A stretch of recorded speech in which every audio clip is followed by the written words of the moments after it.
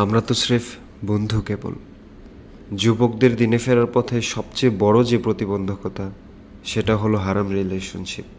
এমন অনেকেই আছে যারা হয়তো 5 ওয়াক্ত সালাত পড়ে, রমাদানে সিয়াম রাখে, দিনের ব্যাপারেও খুব আগ্রহী, কিন্তু একটা জায়গায় এসে আটকে গেছে, হারাম রিলেশনশিপ। তাদের ধারণা নন মাহরম একটি মেয়ের সাথে চলাফেরা করা, একসাথে ঘুরতে যাওয়া, ফুচকা খাওয়া, সেলফি তোলা, সেই সেলফিগুলো ফেসবুকে আপলোড দেওয়া এবং হাত ধরাধরি করে পার্কে হেঁটে বেড়ানোতে আসলে কোনো সমস্যা নেই। হারাম রিলেশনশিপের সূচনাটা মোটা দাগে কলেজ বিশ্ববিদ্যালয়ের জীবন থেকেই শুরু হয়ে থাকে। একটা ছেলে বা মেয়ে যখন নতুন নতুন কলেজ বা বিশ্ববিদ্যালয়ে ভর্তি হয়, তখন তার মনে যৌবনের উত্তাল হাওয়া বইতে থাকে। সে আশা করে কলেজের সবচেয়ে মেধাবী ছাত্রটা তার বন্ধু হোক, বিশ্ববিদ্যালয়ের সবচেয়ে স্মার্ট ছেলেটা তার সাথে একই রিক্সায় ঘুরে বেড়ানোতে সে অন্যরকম একটা আনন্দ পেয়ে থাকে। ডিপার্টমেন্টের সবচেয়ে সুন্দরী বান্ধবীটা ক্যান্টিনে তার সাথে বসে ফুচকা খাচ্ছে, ব্যাপারটাই তার কাছে অন্যরকম। কলেজ বিশ্ববিদ্যালয়ে থাকাকালীন আমাদের জীবনে এরকম অনেকগুলো বন্ধু বান্ধবী এসে ভিড় করে, যাদের আমরা মিষ্টি ভাষায় জাস্ট ফ্রেন্ড বলে থাকি। কোনো একটা ছেলে যখন ননমাহারাম কোনো মেয়েকে নিয়ে ক্যান্টিনে বসে আড্ডা দেয়, কিংবা একটা মেয়ে যখন ডিপার্টমেন্টের সিনিয়র কোনো এক নন মাহারাম বড় ভাইয়ের সাথে একই রিক্সায় ঘুরে বেড়ায়, এই ঘটনাগুলো আমরা নেহায়েতি বন্ধুত্ব বলে চালিয়ে দিই। কিন্তু এই তথাকথিত বন্ধুত্ব, জাস্ট ফ্রেন্ড, এর নেপথ্যের ঘটনা আমরা তেমন জানতে পারি না। এরকম জাস্ট ফ্রেন্ড রিলেশনশিপে আক্রান্ত কোনো ভাই কিংবা বোনকে যখনই আপনি বলতে যাবেন যে তারা যা করছে বা যেভাবে চলছে তা আদৌ ইসলাম সমর্থন করে না, তখনই তারা তেলেবাগুনে চলে আর বলবে, আরে ভাই, আমরা প্রেম করছি নাকি? আমরা তো কেবল বন্ধু। আপনি আর আমি যেমন বন্ধু, এই মেয়েটা আর আমার মধ্যে সেরকম বন্ধুত্ব, এর বাইরে আর কিছু না। তাদের প্রতি হৃদয়ের গভীর থেকে ভালোবাসা এবং শ্রদ্ধা রেখেই বলতে চাই, তারা যে বন্ধুত্বের কথা বলছেন, সেই বন্ধুত্ব করাতে ইসলাম কখনোই অনুমতি দেয় না। তারা যদি ইসলামকে অন্য 5-10টা ধর্মের মতো কেবল আনুষ্ঠানিক ইবাদত কেন্দ্রিক ধর্ম মনে করে থাকে, তাহলে তারা খুব বড় ভুলের মধ্যে আছে। ইসলাম ঘুম থেকে ওঠা থেকে শুরু করে ঘুমাতে যাওয়া পর্যন্ত আমাদের জীবনের সকল দিক নিয়েই কথা বলে। আদতে ইসলাম কোনো ধর্ম নয়, এটা হলো দিন, একটা পরিপূর্ণ জীবন ব্যবস্থা। এই ইসলাম নির্ধারণ করে দেয় আমি কার সাথে মিশবো, কার সাথে মিশবো না, কি খাবো আর কি খাবো না, কি পড়বো আর কি পড়বো না, কিভাবে চলবো আর কিভাবে চলবো না। পরীক্ষায় পাশ করার জন্য কিংবা ভালো রেজাল্ট করার জন্য আমরা যেমন ক্লাসের সিলেবাস ফলো করি, ঠিক সেভাবে কোরআন ও হাদিস হলো আমাদের জীবনের সিলেবাস। এই সিলেবাস অনুসরণ করা ব্যতীত আখিরাতে ভালো রেজাল্ট করা আমাদের পক্ষে কখনোই সম্ভব না। কেবল জাস্ট ফ্রেন্ড বলে যার সাথে আমি মিশছি, ঘুরছি, একসাথে খাচ্ছি, তার সাথে মেশার, ঘোরার কিংবা খাওয়ার অনুমতি আল্লাহ সুবহানাহু ওয়া তাআলা আমাদের দেননি। আমার জন্য তিনি কোরআনুল কারিমে স্পষ্ট করেই বলেছেন, আপনি মুমিন ব্যক্তিদের বলে দিন তারা যেন তাদের দৃষ্টি সংযত রাখে এবং লজ্জাস্থানের হিফাজত করে। আরেকবার খেয়াল করা যাক, এখানে মুমিন ব্যক্তিদের উদ্দেশ্য করেই বলা হচ্ছে। মুমিন ব্যক্তি কারা?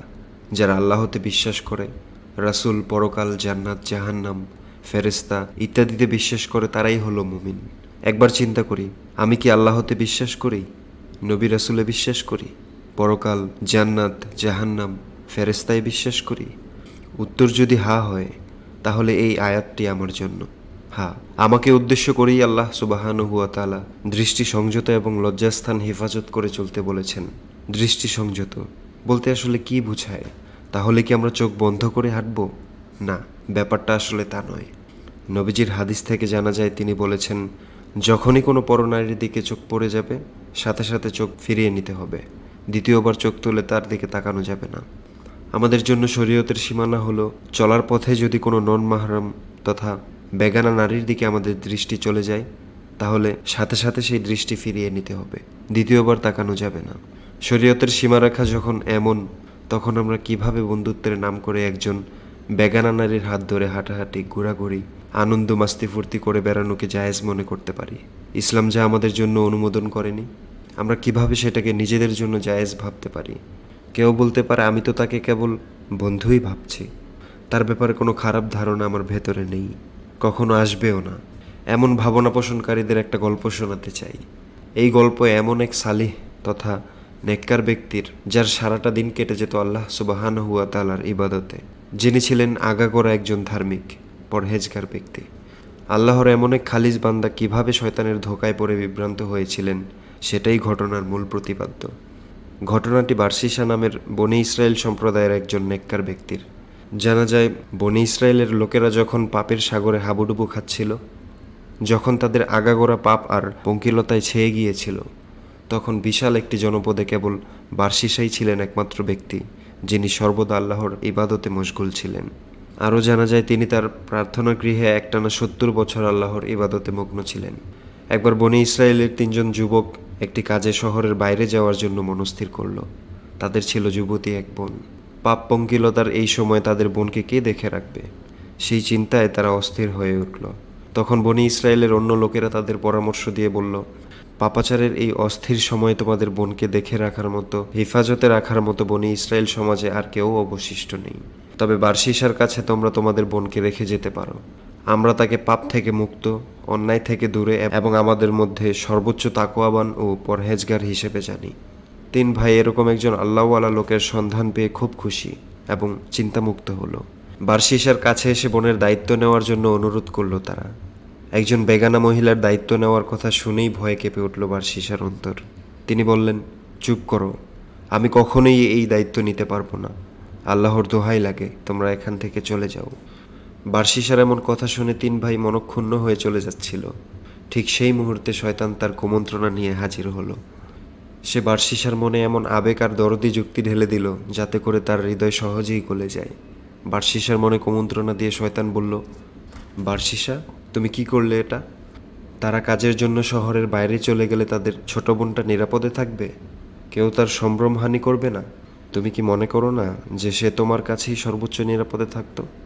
শয়তানের পক্ষ থেকে মনে উদয় হওয়া এই প্রশ্নগুলোকে বারসিসা খুব পছন্দ করে ফেলে।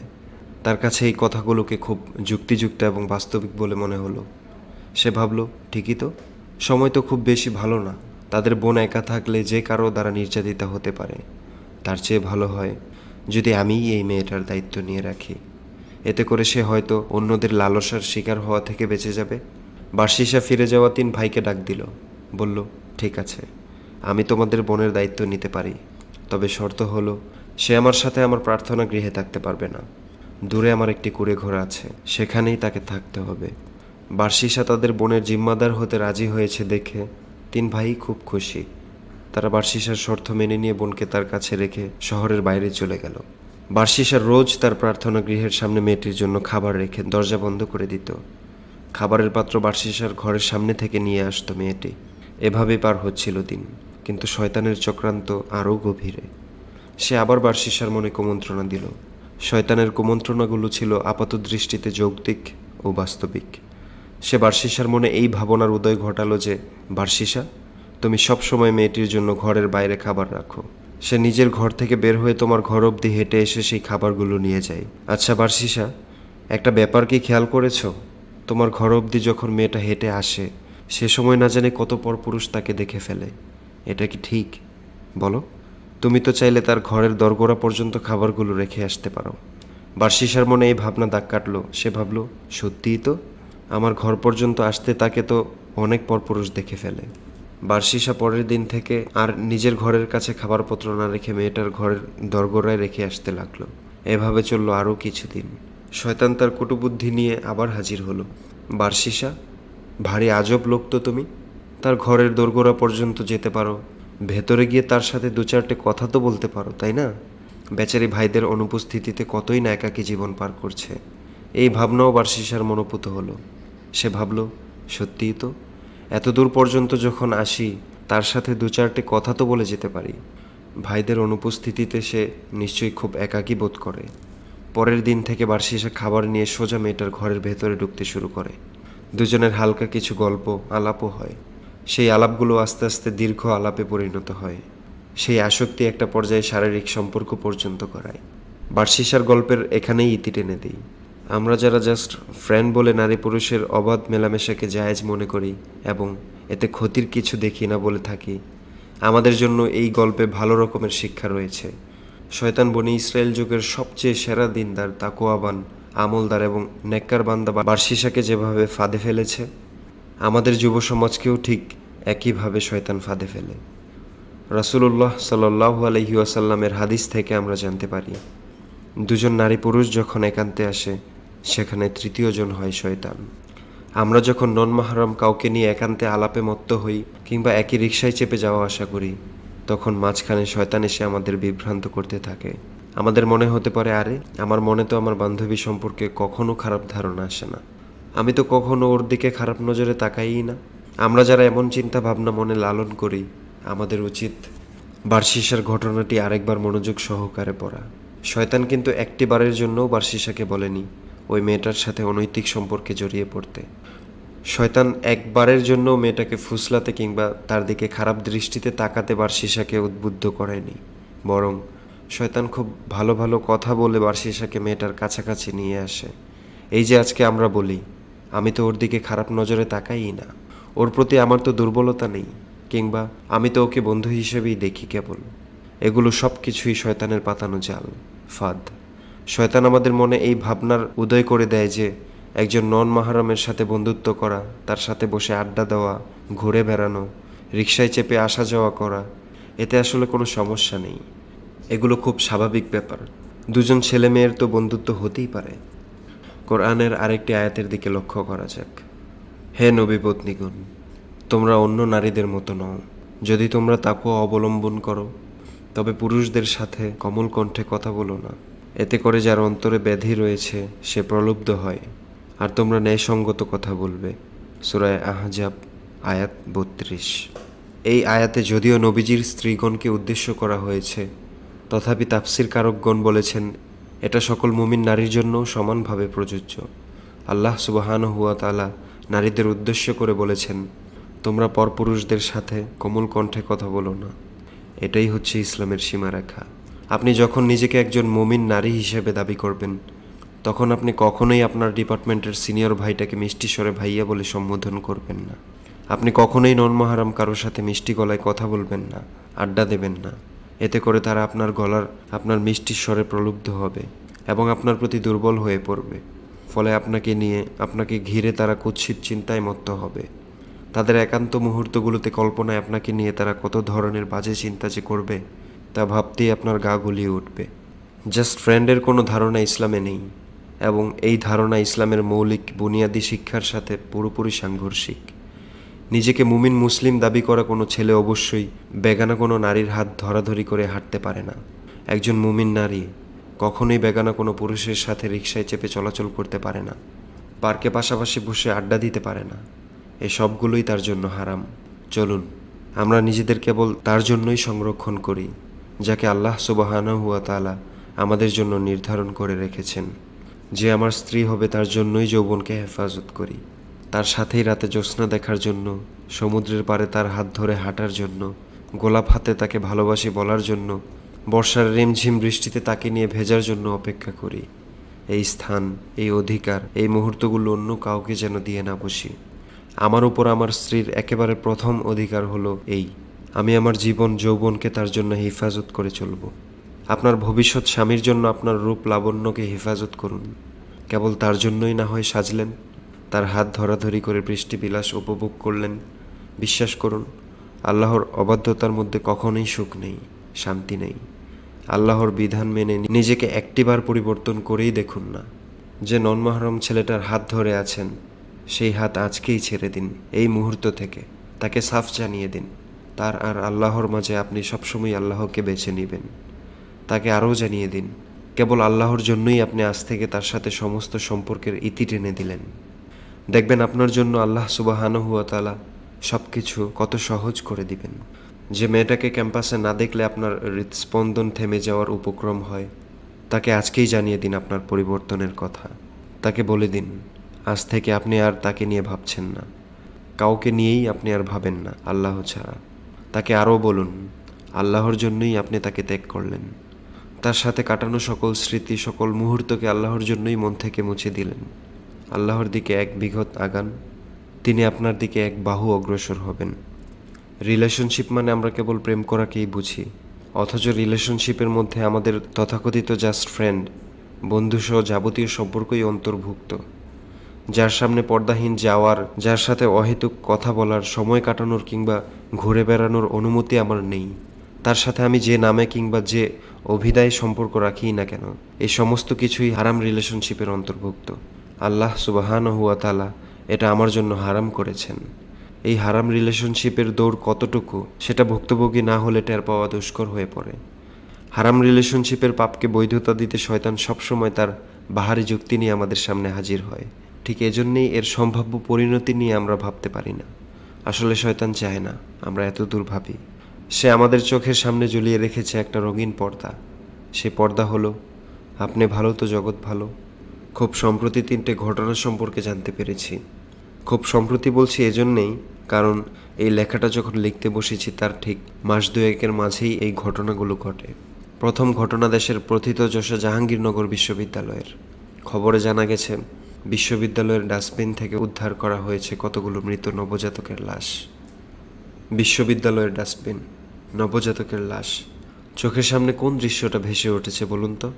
কিছু কপোতি একত্র হয়েছিল যৌবনের উন্মত্ত উন্মাদনায়।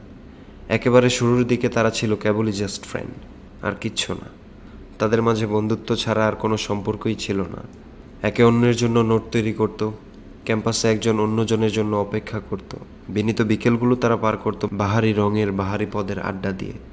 একটা সময় সেই জাস্ট ফ্রেন্ড সম্পর্ককে শয়তান টেনে নিয়ে গেছে একটি অবৈধ অনৈতিক সম্পর্ক পর্যন্ত। এরপর কি হলো? যখন চোখের সামনে থেকে উন্মাদনার পর্দাটা সরে গেল, যখন কেটে গেল যৌবনের তাড়না মিশ্রিত সকল মোহ, যখন রঙিন দুনিয়ার ডিঙি নৌকা থেকে তারা বাস্তবের দুনিয়ায় এসে নোঙর করল, তখন অবাক বিস্ময়ে লক্ষ্য করল যে তাদের কৃতকর্মের ফল দুজনের কেউই আর বয়ে বেড়াতে চায় না। তাদের এই সম্পর্কের জেরে ভ্রূণ হয়ে বেড়ে ওঠা আরেকটা নিষ্পাপ শরীরকে জন্মের আগেই মৃত্যুবরণ করতে হয়েছে। যে শরীরটির থাকার কথা ছিল বাবা মার আদর মাখা কোল আর দোলনির দোলনায়, সেই শরীরের স্থান হয়েছে পচা ডাস্টবিনের আস্থা করে। জাহেলিয়াতের চরম অধপতনের যুগেও এরকম দৃশ্যের দেখা মেলা ভার। দ্বিতীয় ঘটনাটি ঘটেছে ঢাকার মিরপুর এলাকায়। এক কাকডাকা ভোরে অভিজাত মিরপুর এলাকায় দেখা গেল ভয়ানক একটি দৃশ্য। রাস্তার ধারে পড়ে থাকতে দেখা গেল একটি নবজাতকের লাশ। দেখে মনে হলো এইমাত্র ভূমিষ্ঠ হওয়া। এমনকি মায়ের পেটে যে অমরার প্লাসেন্টা মাধ্যমে সে খাবার গ্রহণ করত, সেই অমরাটিও দড়ির মতো বাচ্চাটির গায়ে আষ্টে পৃষ্ঠে ছিল। কি ভয়ঙ্কর দৃশ্য ভাবুন। দুজন মানুষের নিষিদ্ধ আবেগ আর কামনার বলি হতে হলো একটি নিষ্পাপ প্রাণকে। তার কি কোনো অপরাধ ছিল? সে কি বলেছে যে তোমরা আমাকে যেন তেনভাবে জন্ম দিয়ে পৃথিবীর আলো দেখাও? তৃতীয় ঘটনাটা ঢাকার এনাম মেডিকেল কলেজ ও হাসপাতালের। আমরা বাড়িতে বিয়ে হতে দেখেছি মসজিদ আর কাজী অফিসেও, কিন্তু হাসপাতালের বেডে বিয়ে হয়েছে এমন ঘটনা শুনেছেন কখনো? ঠিক এমন ঘটনাই ঘটেছে ঢাকার এনাম মেডিকেল কলেজে। একটা মেয়ে ওই হাসপাতালে ভর্তি, ডেলিভারি কেস। কিন্তু মেয়েটার বিয়ে হয়নি। বিয়েই যদি না হবে তাহলে বাচ্চার প্রশ্ন আসে কিভাবে? যৌবনের উন্মত্ততায় ডুবে কোনো এক জাস্ট ফ্রেন্ডের সাথে মেয়েটা সম্পর্ক জড়িয়ে বসেছিল, আর ফলাফল যা হবার তাই হলো। ছেলেটা সম্পর্ক অস্বীকার করতে পারে এই ভয়ে মেয়েটা ভ্রূণ নষ্ট করেনি। ব্যাস, হাসপাতালের বেডে দুই পক্ষের লোকজন মিলে ছেলে মেয়ে দুটোকে বিয়ে করিয়ে দিল। হারাম রিলেশনশিপ দুজন মানুষকে পাপের সাগরে কিভাবে ডুবিয়ে দিতে পারে, উপরের ঘটনা 3টি তার জলজ্যান্ত উদাহরণ। ক্যাম্পাসে আড্ডা দেওয়া, ফোনে চেটে দিনরাত সময় পার করা, ঘুরতে যাওয়া, একসাথে খাওয়া ইত্যাদির পরে একদিন তারা জড়িয়ে পড়ে একটি অবৈধ সম্পর্কে। ডুব দেয় নিষিদ্ধ আবেগের অতল গহ্বরে। সেই ডুবের ফলাফল হয় ভ্রূণ হত্যা, আত্মহত্যা কিংবা হাসপাতালের বেডে বিয়ে। সেই সম্পর্কে আল্লাহর আদেশ লঙ্ঘিত হয়, সে সম্পর্কে আল্লাহর অসন্তুষ্টি, সেই সম্পর্কের সূচনা থেকে সমাপ্তি। কোথাও কোনো শান্তি আছে কি?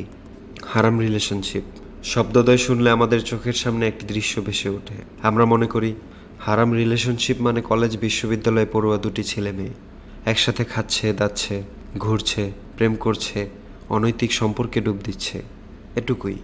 অথচ বিয়ের পরেও যদি কোনো পুরুষ ঘরে স্ত্রী রেখে অন্য মহিলার সাথে অনৈতিক অবৈধ সম্পর্কে জড়িয়ে পড়ে, তবে সেটাও হারাম রিলেশনশিপ।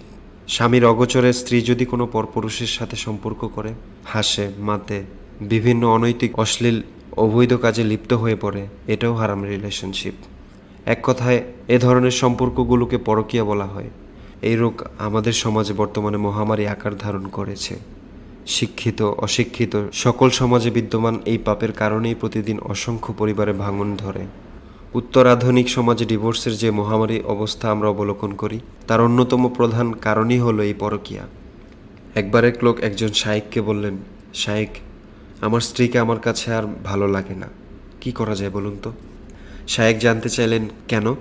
তোমার স্ত্রীর পূর্বের রূপ লাবণ্য কি লোপ পেয়েছে? লোকটা বলল, জি না শায়েক, সে আগের মতোই আছে।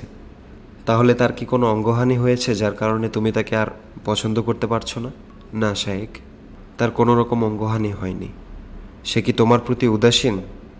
একেবারেই না শায়েক, সে আগের মতোই আমাকে ভালোবাসে, দেখাশোনা করে, যত্ন করে।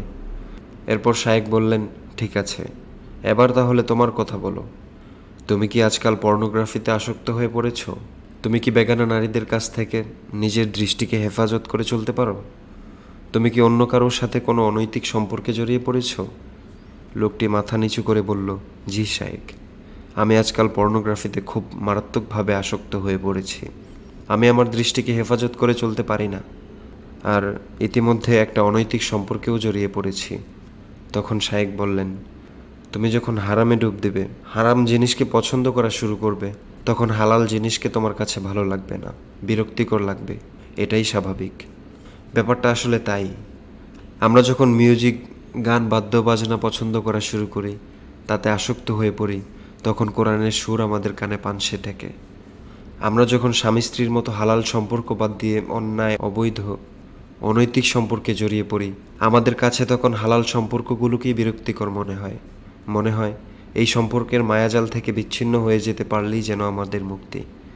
এই অনীহা, অনিচ্ছা, ভালো না লাগা একসময় রূপ নেয় ডিভোর্সের মতো সিদ্ধান্তে। ফলে আমাদের পরিবারগুলো ভেঙে খানখান হয়ে যায়।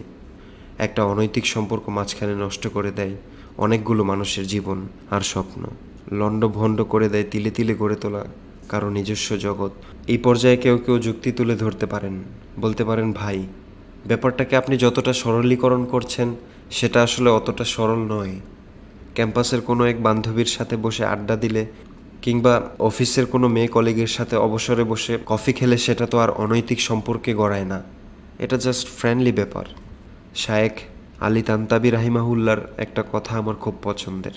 তিনি বলেছেন, কিছু যুবক বলে থাকে তারা মেয়েদের চরিত্র ও ভদ্রতা ছাড়া আর নাকি কিছুই দেখে না। মেয়েদের সাথে তারা নাকি বন্ধুর মতোই কথা বলে এবং মেয়েদের বন্ধুর মতোই ভালোবাসে। মিথ্যে কথা, আল্লাহর শপথ, এসব মিথ্যে কথা। যুবকেরা তাদের আড্ডায় তোমাকে নিয়ে যে ধরনের কথা বলে, তা যদি শুনতে পেতে তাহলে তুমি ভয়ে চমকে উঠতে। শায়েখ তান্তাবীর কথাগুলোর নিরেট বাস্তবতা আছে। দুজন বন্ধুর একাকী আলাপের মাঝে তাদের সুন্দরী বান্ধবীটা সম্পর্কে কি ধরনের কথাবার্তা উঠে আসে তা শুনলে বিশ্বাস করাটাই দুরূহ। সেই রগরগে আলোচনাগুলো যদি সেই বান্ধবী শুনতে পেত, তাহলে সে কোনো দিনও আর তাদের মুখ দেখত না। আপনি বলতে পারেন, কেবল কথা বললেই কিংবা তাকালেই কি পাপ হয়ে যায়? জি, রাসূলুল্লাহ সাল্লাল্লাহু আলাইহি ওয়াসাল্লাম বলেছেন, চোখের জিনা হলো চোখ দিয়ে দেখা, জিহ্বার জিনা হলো সেই জিহ্বা দিয়ে অশ্লীল রগরগে কথা বলা, হাতের জিনা হলো পরনারীকে খারাপ উদ্দেশ্যে স্পর্শ করা, পায়ের জিনা হলো ব্যভিচারের উদ্দেশ্যে অগ্রসর হওয়া, এবং মনের জিনা হলো ব্যভিচারের ইচ্ছা বা আকাঙ্ক্ষা করা। আর এসব কিছুকে কাজে রূপান্তর করে মানুষের গুপ্তাঙ্গ। হাদিসের ভাষ্য এখানে খুবই স্পষ্ট। চোখ দিয়ে আপনি ক্যাম্পাসের যে বান্ধবীটার রূপ লাবণ্য উপভোগ করছেন, আপনি আসলে সেখানে জিনা করছেন, চোখের জিনা। তার হাতে ফুল গুজে দেওয়ার নাম করে অথবা বন্ধুত্বের দোহাই দিয়ে তার হাত স্পর্শ করার যে কায়দা আপনি করে থাকেন, তা আসলে জিনা, হাতের জিনা। বন্ধুদের সাথে একান্ত আড্ডায়, চ্যাটে কিংবা মোবাইল ফোনে বান্ধবীদের নিয়ে যে অশ্লীল কুৎসিত আলাপে আপনি মেতে ওঠেন, তাও এক প্রকার জিনা, জিহ্বার জিনা। বান্ধবী কিংবা কলিগের হাত ধরার জন্য, তার পাশে বসার জন্য, তার কথা শোনার জন্য আপনার মন যখন আকুপাকু করে, তখনও আপনি আসলে জিনা করেন, মনের জিনা। এই একান্ত কামনাগুলো মেটানোর উদ্দেশ্যে আপনি যখন ঘর থেকে বের হন, তখনও আপনি জিনার মধ্যেই থাকেন, পায়ের জিনা। একটু কথা বললে সমস্যা কি? একটু হাত ধরলে আপত্তি কিসের? আমরা তো আর প্রেম করছি না, বন্ধুই তো। এই সমস্ত কথা আসলে ঠুনকো অজুহাত মাত্র, শয়তানের একটা চোরা ফাঁদ, একটা রঙিন চশমা, যা পড়লে দুনিয়াটাকেই রঙিন রঙিন মনে হয়। হারাম রিলেশনশিপের প্রতি পদেই উৎপেতে আছে বিপদ। এমন সম্পর্কে শুরু থেকে শেষ পর্যন্ত পাপের ছড়াছড়ি ছাড়া প্রাপ্তির খাতায় আর কোনো কিছু ওঠার সম্ভাবনা নেই। অপরদিকে হালাল রিলেশনশিপের দিকে তাকান, কত সুন্দর আর মধুর এই সম্পর্ক। স্ত্রীর দিকে আপনি যখন মায়াভরা দৃষ্টিতে তাকান, যখন আপনি স্ত্রীর মুখে ভালোবেসে খাবার তুলে দেন, আপনি যখন স্ত্রীর জন্য উপহার নিয়ে আসেন, তাকে নিয়ে ঘুরতে যান, তার পাশে বসে মন্ত্রমুগ্ধ হয়ে তার গল্প শোনেন, এই সব কিছুতে আল্লাহ সুবহানাহু ওয়া তাআলা আপনার জন্য সওয়াব বরাদ্দ রেখেছেন। ফেরেশতারা তখন আপনার জন্য সাদাকার সওয়াব লিখে ফেলে। অন্যদিকে হারাম রিলেশনশিপে আপনি বেগানা নারীর দিকে তাকালে, তাকে স্পর্শ করলে, তার সাথে কথা বললে, তার কথা চিন্তা করলে আপনার আমলনামায় গুনাহ যুক্ত হয়ে যায়। হারাম রিলেশনশিপের অপর নাম দেওয়া যায় জিনা। আর জিনার শাস্তি খুবই ভয়াবহ, দুনিয়াতেও আখিরাতেও। হারাম রিলেশনশিপ থেকে বেরিয়ে আসাটা খুব সহজ নয়।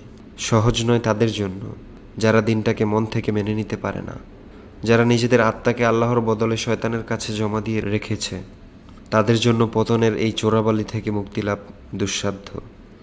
তবে যারা আল্লাহর হয়ে যেতে চায়, যাদের জীবনের লক্ষ্য উদ্দেশ্য সব কিছুই আল্লাহর ভালোবাসা, অনুগ্রহ আর দয়াকে ঘিরে আবর্তিত হয়, তাদের জন্য এটা মোটেও কঠিন নয়। আল্লাহর দিকে যারা মন থেকে ফিরে আসতে চায়, আল্লাহ তাদের জন্য সকল প্রতিবন্ধকতাকে সহজ করে দেন। তাদের হৃদয়ে ঢেলে দেন প্রশান্তির সুনির্মল সুবাস। সেই সুবাসে বান্দা রাঙিয়ে নেয় তার যাপিত জীবন। আল্লাহর দিকে ফিরে আসার জন্য খুব জমকালো আয়োজনের দরকার হয় না, কেবল আন্তরিক তাওবা আর চোখের পানিই তো।